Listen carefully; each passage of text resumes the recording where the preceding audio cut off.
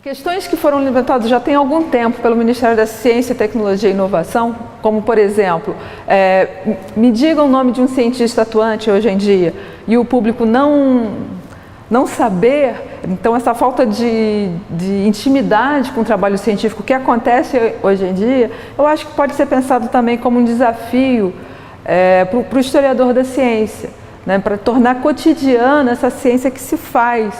Pensando nessa relação entre história da ciência e divulgação, é importante que o historiador esteja antenado e aberto às novas tecnologias, né, de comunicação, como por exemplo sites, e pensar em produzir produtos para a internet, porque é onde as pessoas estão mais antenadas. Então, assim, é importante a gente corresponder a essa expectativa atual, né? Não só ficar nos papers, nas comunicações dos congressos, e sempre traduzindo para uma linguagem acessível esses conhecimentos que a gente está produzindo na academia. Muitos historiadores eles vão estudar o seu objeto nele mesmo e não tendo uma preocupação com a prática do tema que ele está estudando. No meu caso, como eu estava preocupado como que a sociedade brasileira do século XIX tem acesso à ciência, algumas questões daquele momento perduram até hoje para mim. E eu acho que é uma questão assim, de um engajamento mesmo. Eu acho que a militância, eu acho que um ato falho até que tem a ver. A divulgação é uma forma hoje em dia de militância, de você realmente acreditar no valor da ciência e querer que aquilo seja divulgado, criar formas que o público em geral entenda aquele conteúdo, né, do que você está pesquisando, que não fique só entre seus pares.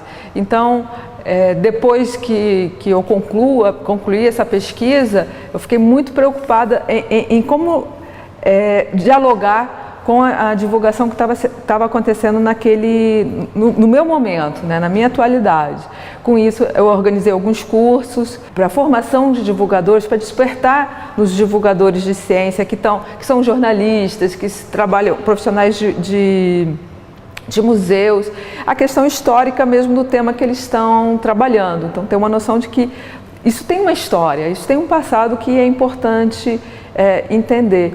E tem algo que era muito claro para os divulgadores do século XIX, que era despertar novas vocações. Quer dizer, a partir do momento que você divulga a ciência, você está despertando novas vocações para aquela ciência. E eu acho que isso continua valendo. No caso do Brasil, o historiador da ciência ele está sempre dialogando, independente do período que ele trabalha, ou com o tema que ele trabalha, com uma herança, né, que é a herança de que o brasileiro não é muito apto para o trabalho científico. Isso está no Fernando Azevedo, que é um grande historiador da ciência brasileiro, e num trabalho introdutório ele fala isso: o brasileiro não é apto para os estudos científicos. Isso é uma questão que nos mobiliza, né? Então, acho que muito do trabalho de vários historiadores da ciência no Brasil é mostrar que não é bem assim, que você tem vários outros períodos, tanto na colônia, no Império, na Primeira República, trabalhos científicos, né? O brasileiro sim produz ciência.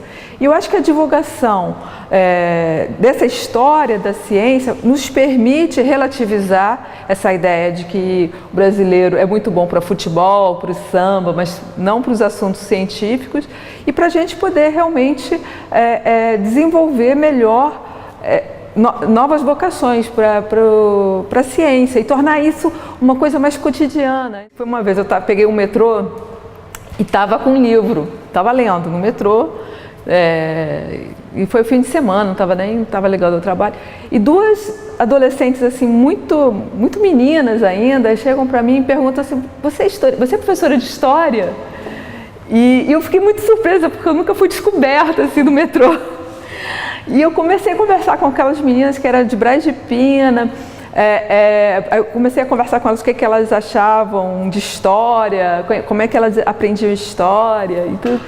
E eu perdi meu ponto, consegui a viagem com elas, e foi muito interessante, assim, então toda vez assim, que fora do meu contexto de trabalho tenho a possibilidade de falar de história, né, e de ver o interesse, é sempre muito gratificante.